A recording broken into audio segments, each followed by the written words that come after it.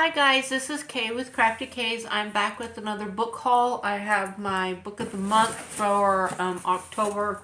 Yeah, I know it's November, but I've been kind of busy in October and I just hadn't got around to getting a recording of this. But I'm going to start with some of, let's see, I'm trying to think. Two of them are bought and two of them are from a little library that I walk by all the time. So we'll start with the two free ones I got from the free library. This one I just picked up yesterday. It's called Some Kind of Famous by Ava Wilder. I've never read anything by her, so I'm kind of going into her writing line. Like I said, I've never read anything from her, but here's what it says on the back. It says, in this steamy and emotional small town romance from the author of How to Fake It in Hollywood and Will They or Won't They, a disgraced ex-musician and a local handyman try to resist their growing attraction to each other until a house renovation forces them together. No one explores the nuisance of love in all its messy glory like Ava Wilder. This is a glorious written story. Kate Goldbeck, USA Today, best-selling author of Daddy Issues. So this one sounds like an interesting book. I love the background with the mountains and things like this. There's some. Oh, it's set in Colorado, so in a ski town. So this could be a good winter read. So there's this one. And then the other book that I got from a different little library in another neighborhood that I go to is called The Satisfaction Cafe by Kathy Wong. I think that's how you say her last name. I haven't read anything by her either. So here's a little a little tell at the top. It says, a beautiful, intimate novel that takes the reader again and again to unexpected places. Wang's characters are so real and flawed and human, you expect them to spring from the pages. What a breath of fresh air, a novel with nothing to prove and so much to give. I didn't want to put it down. By Linda Kingsley, author of The Golden State.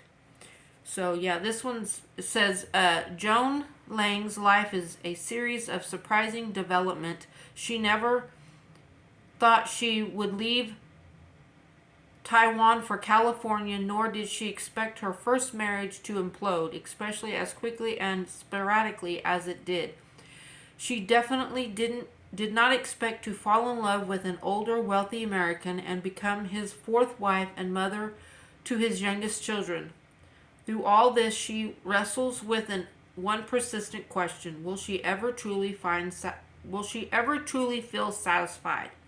As Joan and her children grow older and their circumstances evolve, she makes a drastic change.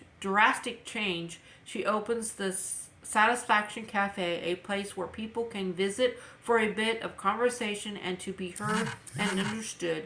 Through this radical yet I can't say that word. Something business. I'm sorry, I'm not good with words. Jones constructs a lasting legacy. Vivid, comic, and intensely moving, The Satisfaction Cafe is a novel about found family, the joy and loneliness that comes with age, and how we can give ourselves permission to seek satisfaction and connection at any stage of life. So there's this one. This one sounds it sounds like a really interesting book. I can't wait to dig into this one. And then the two books that I bought, I got this one at Sam's Club a couple weeks ago. Pumpkin spice and everything nice. This cover is just really cute. Fall, it gives you fall vibes and stuff like that. Can't wait to get this one. It says Lucy Kane hates pumpkin spice lattes. I'm not a big pumpkin spice latte. I'll make one or two and then I'm done for the season. That's how I am. I'm more of a peppermint mocha person, so I like those all year long. I can drink those anytime.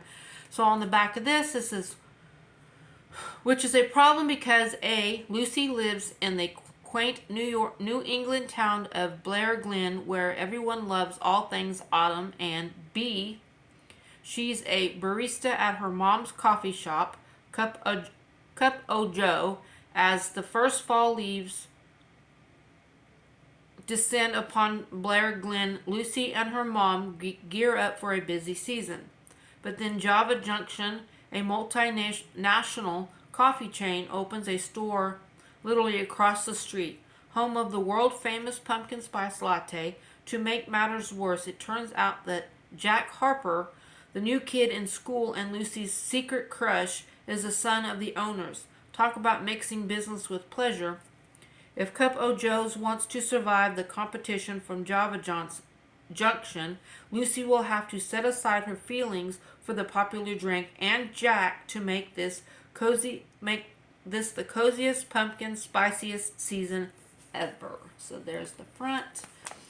The back is really cute. I like how it's got the coffees and the leaves and the pumpkin pie right there. So this is a good book. This one is by Katie.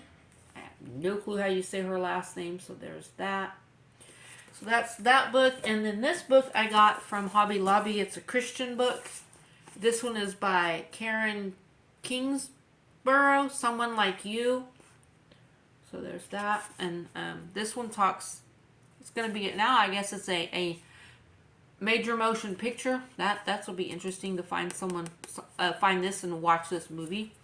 So this says, love is beautiful even in the broken places. Architect Dawson Gage fell in love with Landon Quinn when they were in high school, even though she told him not to. 10 years later, the two are still best friends when tragedy strikes. Now the grieving Dawson is compelled to offer one final act of love for London, to find her secret twin sister, twins unknowingly separated during their parents' IVF procedure. States away, Addie Allen had no idea she was adopted as an embryo. The news sent her into a spiral that climax. In her leaving home to meet her biological parents. Can Dawson help Andy make her own way back home, even though he has fallen desperately in love with her? Someone Like You is an achingly beautiful and redemptible love story for our times. So this sounds like an interesting book. Can't wait to read it and then watch the movie. That would be great. So that's those books that I got. And then my book of the month. I got 2 books this month. Sorry, not out of frames. But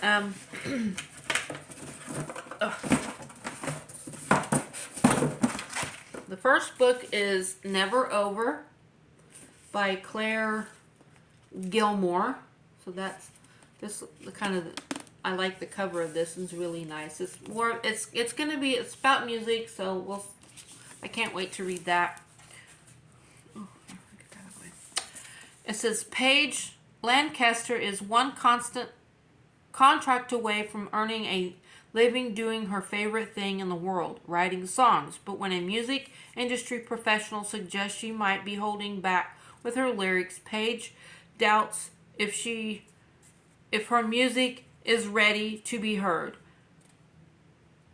After 4 years of no contact, Paige reaches out to her ex Liam Bishop to ask him for a small favor. Date her and then re-break her heart.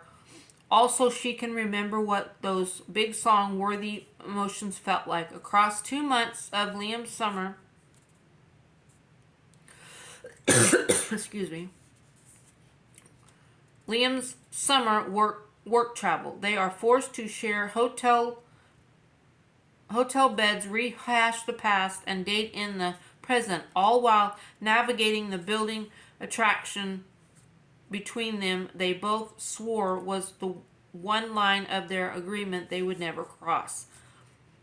But then it's become nearly impossible not to act on their rippling chemistry. Paige and Liam will both have to decide which is more important, art for the sake of it or love over everything. So that's interesting. I like a little bit about Claire Gilmore.